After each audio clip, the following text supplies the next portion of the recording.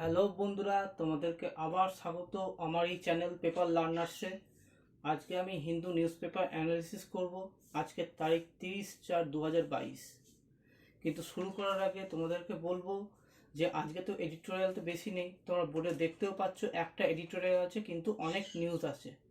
তোমরা ধীরে সুস্থে শুনবে এবং আমি ধীরে ধীরে বলবো ইংরেজি এবং বাংলাতে, দেখবে খুব ক্লিয়ার হয়ে যাবে নিউজগুলো। ওকে, আর কথা বেশি না বাড়িয়ে আমি শুরু করে দিচ্ছি the Hindu news paper analysis. প্রথম আজকে নিউজটা আছে, China to ease curbs on entry of Indian students.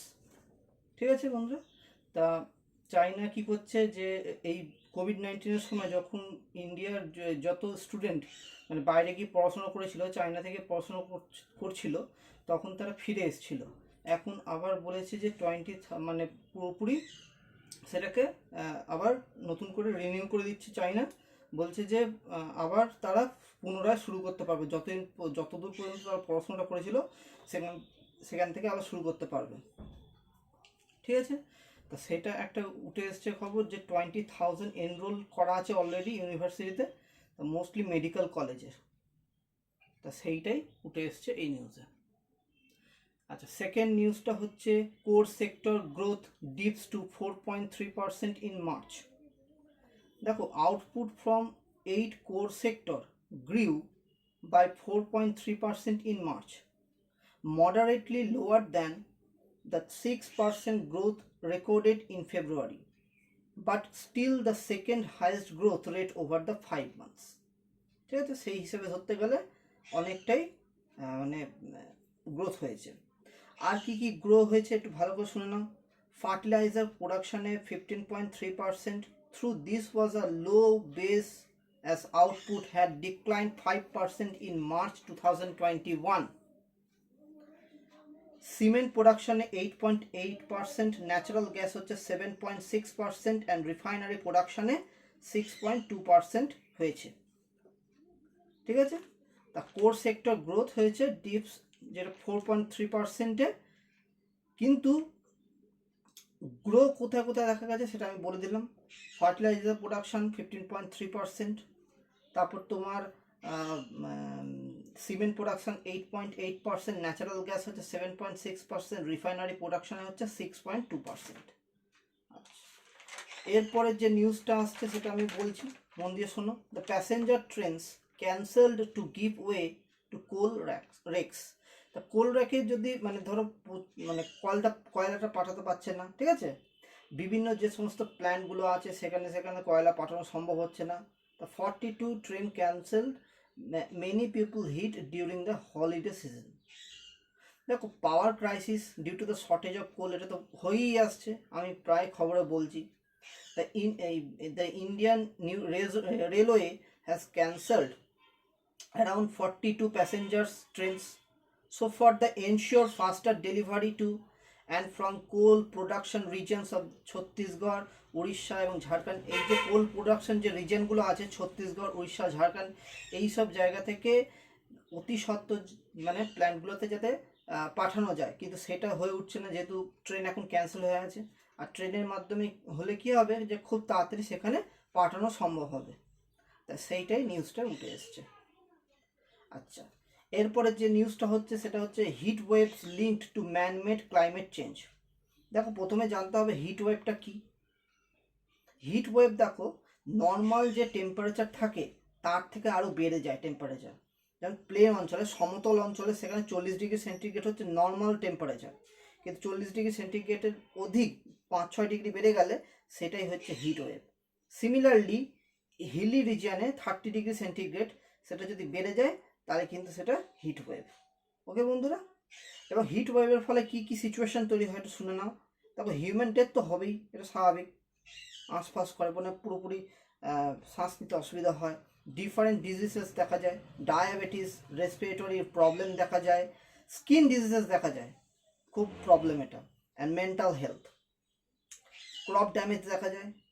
আচ্ছা, এছাড়াও কি দেখা যায়, ক্রপ যদি ড্যামেজ হয় তাহলে প্রোডাকশানটা তো কম হবে, এর ফলে কী হবে, হাই প্রাইস দেখা যাবে, ইনফ্লেশন দেখা যাবে, ম্যাল নিউট্রিশন হবে, লেবার প্রোডাক্টিভিটি লেস হবে।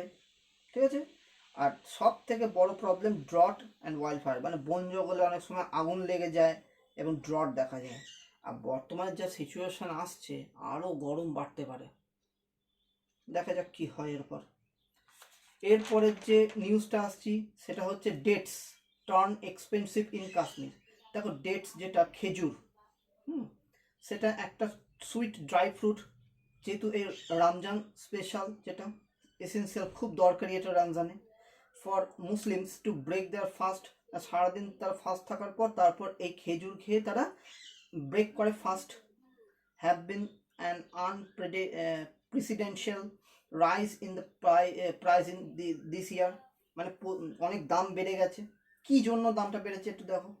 দেখো শ্রীনগরের একজন ডিলার হিন্দু নিউজকে বলেছে যে মিডল ইস্ট কান্ট্রি এবং আফগানিস্তান থেকে ইম্পোর্ট হচ্ছে, ঠিক আছে,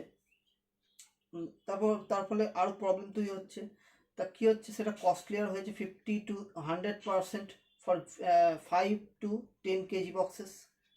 ট্রেডার্স অ্যাক্রস দ্য লাইন, আর একটা কী বলেছে যে ট্রেডার বিশেষ প্রবলেম এটা, traders across the line of control blame now defunct trading routes with Pakistan occupied Kashmir for the uncontrolled price hike। মানে ওইখান থেকে তো আসতো, এখন যেহেতু ওই রুটটা এখন প্রবলেম এই বন্ধ আছে, তো ওই জন্য আনকন্ট্রোল প্রাইস হাইক হয়ে গেছে, এটা নিউজে এসছে। A box of dates that would cost 500 থেকে 600 টাকায় যেটা পাওয়া যেত সেটা এখন 1200 টাকা এই রমজানে। Fred changes have gone up because of several factors. দেখো মুম্বাই থেকে শ্রীনগর, এখন তো বর্তমানে মুম্বাই থেকে শ্রীনগরে নিয়ে আসতে হচ্ছে, সেখানে কি হচ্ছে আরও বেশি কস্টলি হয়ে যাচ্ছে ফ্রেট, তাদের মানে দামটা দিতে হচ্ছে অনেক। কিন্তু যখন এই লক ট্রেডে, যেটা লাইন অফ কন্ট্রোল, যেটা ট্রেড করা হতো, সেখানে শুধু তারা তারা বলছে যে ফ্রেট চার্জ দিলেই তাদের মিটে যেত ওই ব্যাপারটা, ওই জন্য কম চার্জ হতো ফ্রম উড়ি টু শ্রীনগর।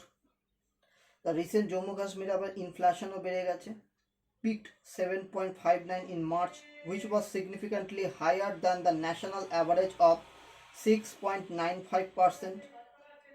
এছাড়াও আরেকটা কি প্রবলেম দেখা যাচ্ছে, রাশিয়া ইউক্রেন ডিসপুট দেখা যাচ্ছে।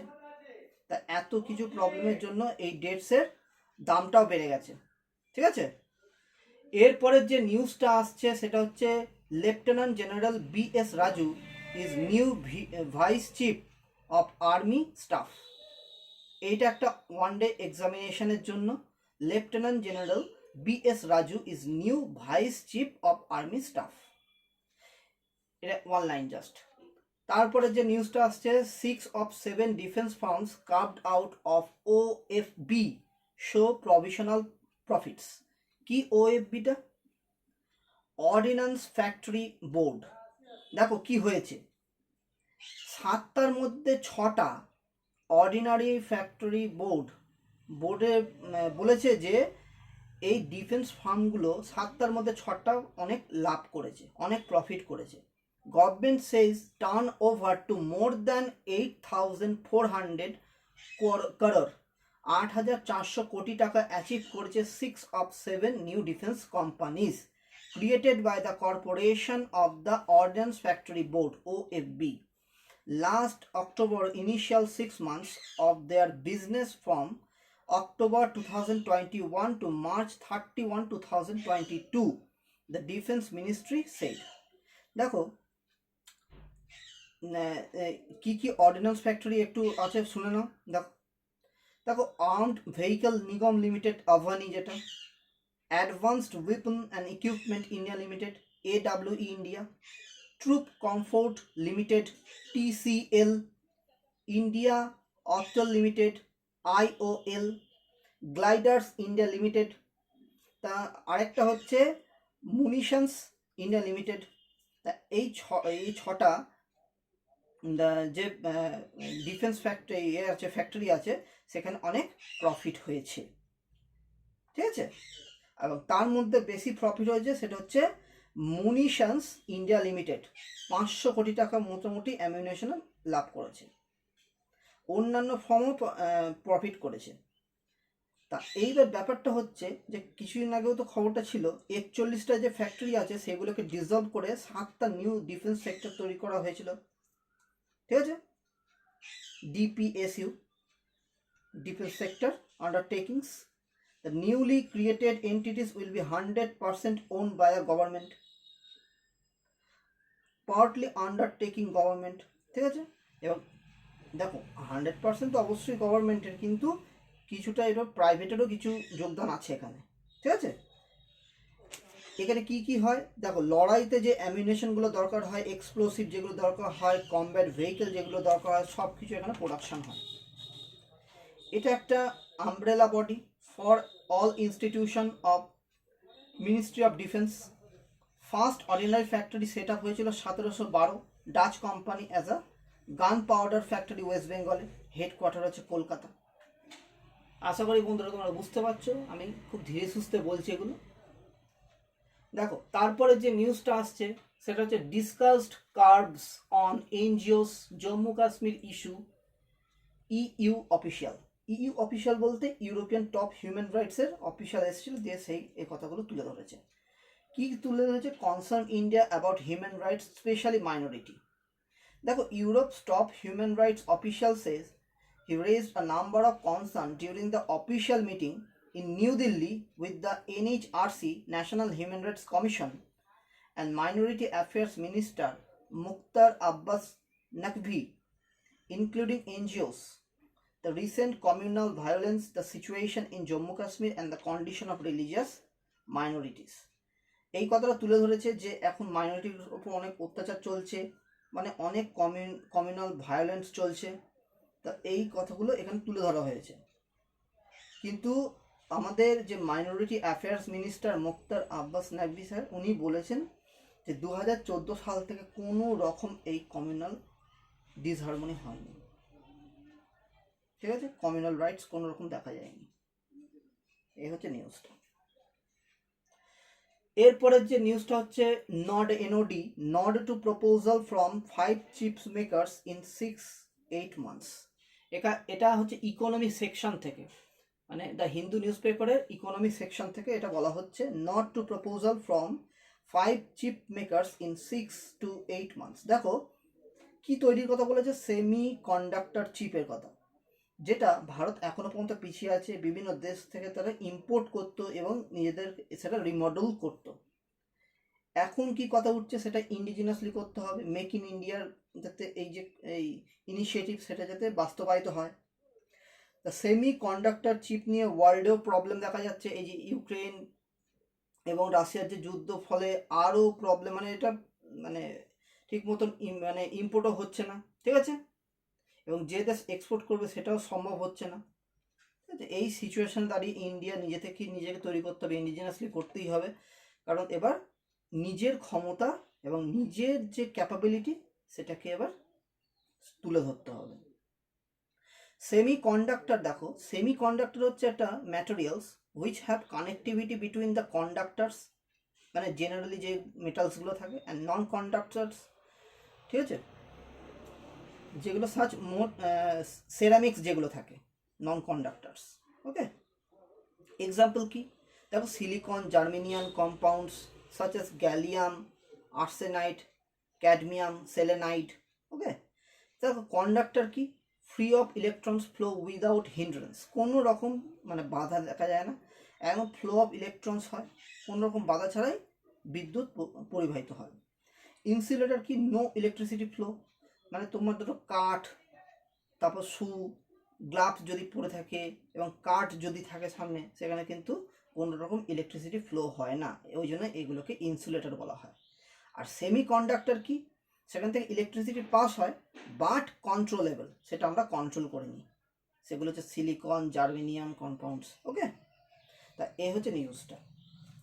এরপরের যে নিউজ আসছি সেটা হচ্ছে refiners said to be in talks for Russian oil deal import of 16 million barrels a month likely, মানে অনেক ব্যারেল যাতে ইন্ডিয়া পারচেস করতে পারে সেটার জন্যই এটা নিউজটা এসছে। তা এখন তো ইউক্রেন এবং রাশিয়ার মধ্যে অনেক ঝামেলা চলছে, ঠিক আছে, আমেরিকা থেকে শুরু করে ওয়েস্টার্ন কান্ট্রি, ঠিক আছে, থেকে শুরু করে রিসেন্টলি ব্রিটেনের পিএম এসছিলেন বরিস জনসন, সবাই সেদিক থেকে বলতে গেলে ইন্ডিয়াকে বারবার চাপের সৃষ্টি করেছে যে রাশিয়ার বিরুদ্ধে বলার, ঠিক আছে, কিন্তু ইন্ডিয়া নিজের জায়গায় পুরো স্থির রয়েছে। মানে রাশিয়ার কাছ থেকে ডিসকাউন্টে যে অয়েলগুলো পাচ্ছে সেটা তো আমাদের দেশের জন্য অনেক ভালো, তা ওই জন্যই ইন্ডিয়া কোনো রকম প্রবলেম তৈরি করেনি। তাছাড়াও ইন্ডিয়া এবং রাশিয়ার একটা ফ্রেন্ডশিপ, খুব ভালো একটা বন্ধুত্ব, খুব ভালো রিলেশন আছে, ঠিক আছে বন্ধুরা, তা সেইটার জন্য কোনো রকম প্রবলেম হয়নি বা তৈরি করা হয়নি। Indian refines are negotiating a 6-month oil deal with Russia to import millions of barrels per month, ঠিক আছে, যত বেশি সম্ভব ব্যারেলস সেখান থেকে নিয়ে মানে পারচেস করা দরকার, কারণ যা পরিস্থিতি আসছে খুব বাজে সিচুয়েশন আসছে, দেখা যাক এরপর নিউজে কি আসে। আচ্ছা, এরপর আরেকটা জিনিস ভালো করে শোনো, যে ইন্ডিয়ার বিভিন্ন অয়েল সেক্টর যেগুলো আছে, Indian oil corporation IOC, Bharat petroleum corporation limited BPCL, Hindustan petroleum corporation limited HPCL, এরা নেগোশিয়েটিং করেছে রাশিয়ার রসনেফটের সঙ্গে। রসনেফট হচ্ছে রাশিয়ার ওই অয়েল কর্পোরেশন একটা সংস্থা, ঠিক আছে, যতটা সম্ভব কম দামে পারচেস করা যায় সেটার জন্যই এই জিনিসটা উঠে এসছে, ঠিক আছে বন্ধুরা। আচ্ছা, এরপর আমি যেটা বলছি, দেখো, Russia strikes Kyiv during the UN chief's visit. দেখো, জেলেন্সকি যিনি হচ্ছেন রাশিয়ার প্রেসিডেন্ট, ইউক্রেনের প্রেসিডেন্ট, উনি বলেছেন যে attack was aimed as humiliating the agency journalist. হ্যাঁ, এটা পুরো হিউমিলিয়েটিং হচ্ছে রাশিয়ার তরফ থেকে, ঠিক আছে, journalist killed a missile hits a house. দেখো, রাশিয়া তো এমনি থেকে উইপেন ডিপ্লয় করে রেখে দিয়েছে ইউক্রেনের দিকে, বলেছে এই ডেস্ট্রয়টা তো চলবে, আসন্ন সময় আরও হবে। এছাড়া এখানে একটা নিউজ এসছে যে আমেরিকান জার্নালিস্টের জীবনও চলে গেছে, এইসব মেনশন নিয়ে যে খুব খারাপ অবস্থা সেটা বোঝাই যাচ্ছে, ঠিক আছে, এবং বুচা কিলিংস যে করেছে রাশিয়া সেটাও এখানে মেনশন করে দেওয়া হয়েছে, যে পুরোপুরি হিউম্যান কিল করা হচ্ছে হাতে করে। ওকে বন্ধুরা, এরপরের যে নিউজটা আসছি সেটা হচ্ছে dozens injured in clashes at Al Aqsa. এই নিউজটা আমি রিসেন্টও আলোচনা করেছিলাম, ঠিক আছে, দেখো মন দিয়ে শোনো। জেরুজালেমে একটা মস্ক আছে, ঠিক আছে, যেটার নাম হচ্ছে আল আকসা, যেখানে অনেক ক্লাস দেখা যাচ্ছে। এটা হচ্ছে মুসলিমদের একটা ইম্পর্টেন্ট প্লেস। লং টাইম বিবাদ দেখা যাচ্ছে ইসরায়েল এবং প্যালেস্তাইনের মধ্যে। ইসরায়েল দখল করেছে, মানে ইসরায়েল তো তখন ছিল না, তখন প্যালেস্তিনরাই ছিল, ইসরায়েলরা সেটা দখল করেছে। দেখো, অনেক যুদ্ধ দেখা গেছে রিসেন্টলি, সেই মানে পুরো আকাশে ছেয়ে গিয়েছিল রকেটে, তোমরা হয়তো মনে থাকবে তোমাদের। দেখো, সেই 6 days অর, হ্যাঁ, 11 days ওয়ার, অনেক দেখা গেছে এই ঝামেলাগুলো। তা জিউস প্যালেস্টিনের ওখানকার মুসলিমদের মধ্যে অনেক বিবাদ দেখা যাচ্ছে, এই সিচুয়েশনগুলো খুব ক্রিয়েট হচ্ছে এখন। আল আসকা মস্ক ডিগিং করছে, রিসেন্টলি ডিগিং করা গেছে, সেখানে দেখছে জিউসরা এভিডেন্স পেয়েছে যে সেখানে নাকি টেম্পল আছে। তা এইটা নিয়ে এত ঝামেলা চলছে, তারা চাইছে সেখানে প্রেয়ার করতে, কিন্তু অলরেডি প্রহিবিট করে দিয়েছিল যে ইসরায়েল সরকার তরফ থেকে, যে সেখানে যেন না যায়। তো জিউস প্রেয়ার করতে পারবে না, ঠিক আছে, কিন্তু জিউস প্রেয়ার সেটা যখন দেখছে এভিডেন্স পাওয়া গেছে, ওই জন্য ওখানে গেছে প্রে করতে।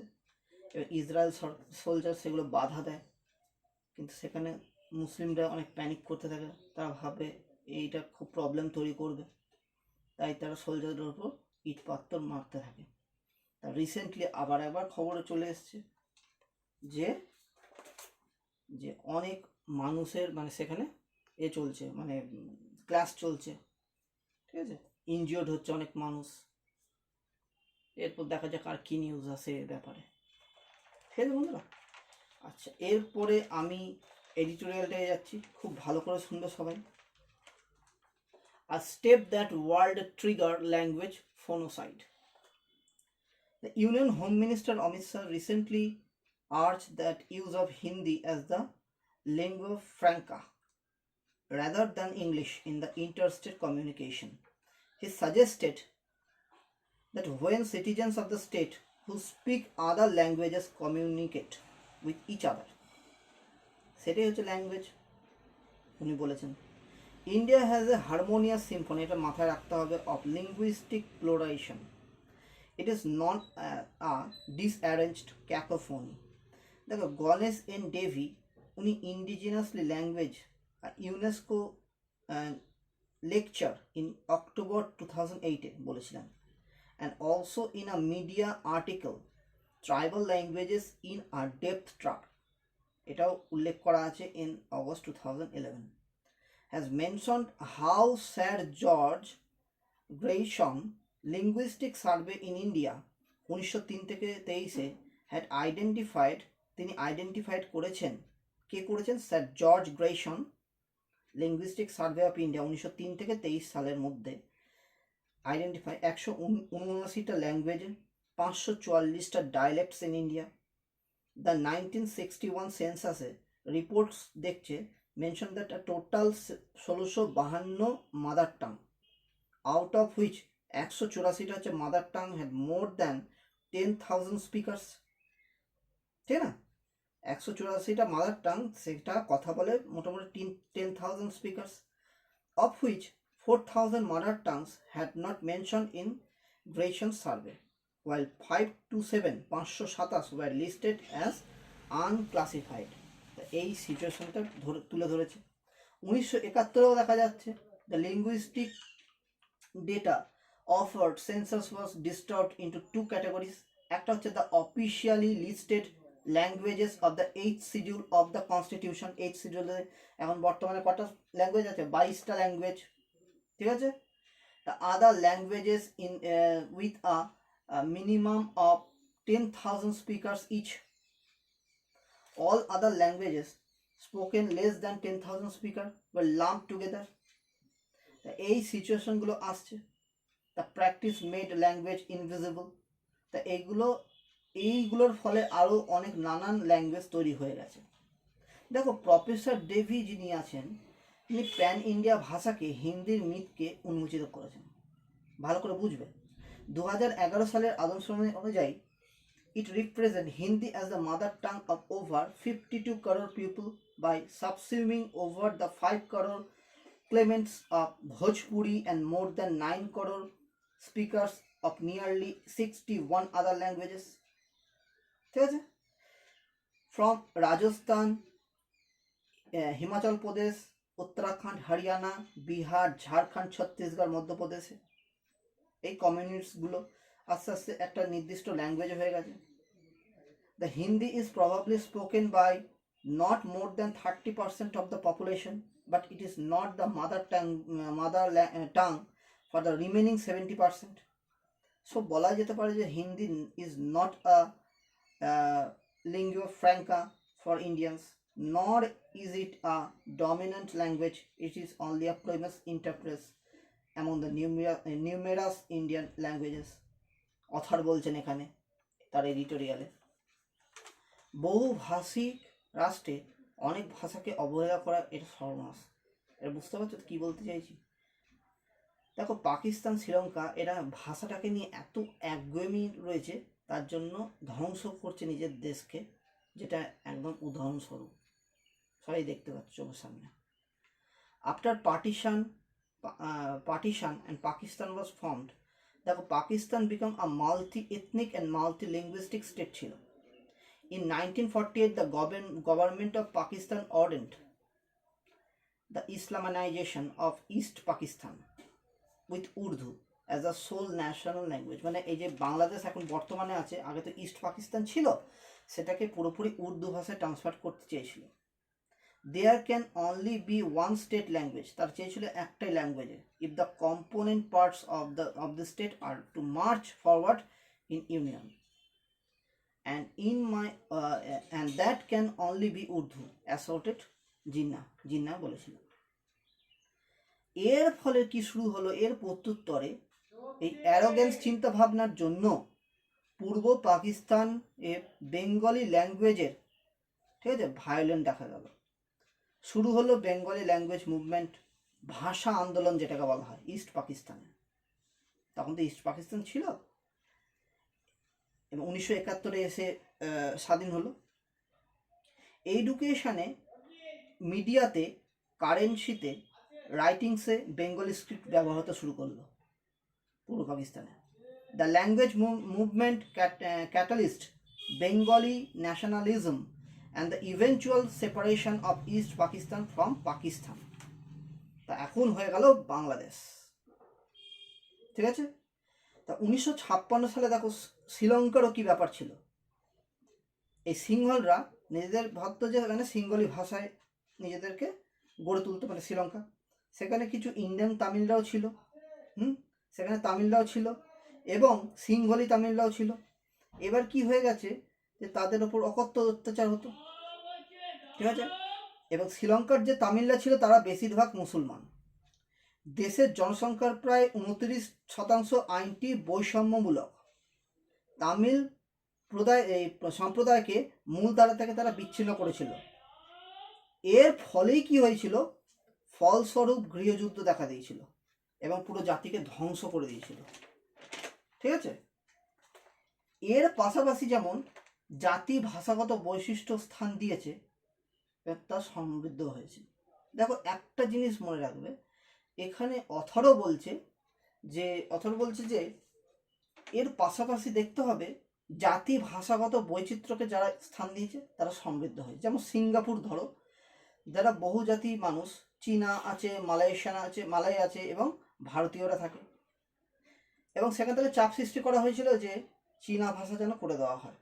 কিন্তু আধুনিক সিঙ্গাপুর স্থপতি লি কুয়ান ইউ সেই চাহিদা প্রশমিত করে এবং সিলেক্টেড করে ইংরেজি ভাষা।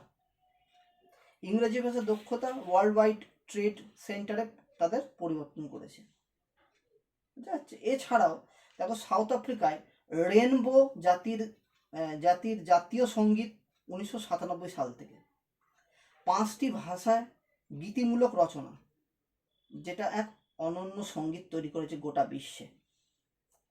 যেমন জোসা, জুলু, সেসোথো, আফ্রিকান এবং ইংলিশ, এই 5টি ভাষায় সম্মিলিতভাবে গীতিমূলক রচনা করেছে, যেটা হচ্ছে সাউথ আফ্রিকান রেনবো জাতির জাতীয় সঙ্গীত, যেটা এক অনন্য সাধারণ। এবং ভারতের উচিত, শেষে অথর এটাও বলেছে, ভারতের উচিত সিঙ্গাপুর এবং সাউথ আফ্রিকার মতন বহু ভাষাগত সমন্বয়মূলক নীতি অনুসরণ করা, পাকিস্তান শ্রীলঙ্কার মতন নয়। এটাই বলেছে অথর, ঠিক আছে বন্ধুরা। আশা করি তোমরা বুঝতে পারলে আমি আজকে যা যা আলোচনা করলাম। আজকে এই পর্যন্ত। তোমাদের কেমন লাগলো আমাকে বলো, কমেন্ট করো, এবং তোমরা একটু মন দিয়ে শুনবে, অনেকটাই হেল্প হবে। ওই জন্য বাংলা ইংরেজিতে বলছি, যাতে তোমাদের বুঝতে, একবার ভিডিওটা দেখলেই বুঝতে পেরে যাবে। তোমরা দেখো, ভিডিওগুলো দেখো, তোমাদেরকে এটা বারবারই বলছি, খুবই হেল্পফুল। ওকে বন্ধুরা, তাহলে লাইক, কমেন্ট, শেয়ার এবং সাবস্ক্রাইব অবশ্যই করো। তোমার বন্ধুদের শেয়ার করো, যাতে এই বেনিফিটটা তারাও নিতে পারে। আজকে তাহলে আসি, আবার কাল দেখা হবে। টাটা, বাই বাই, সবাই ভালো থেকো।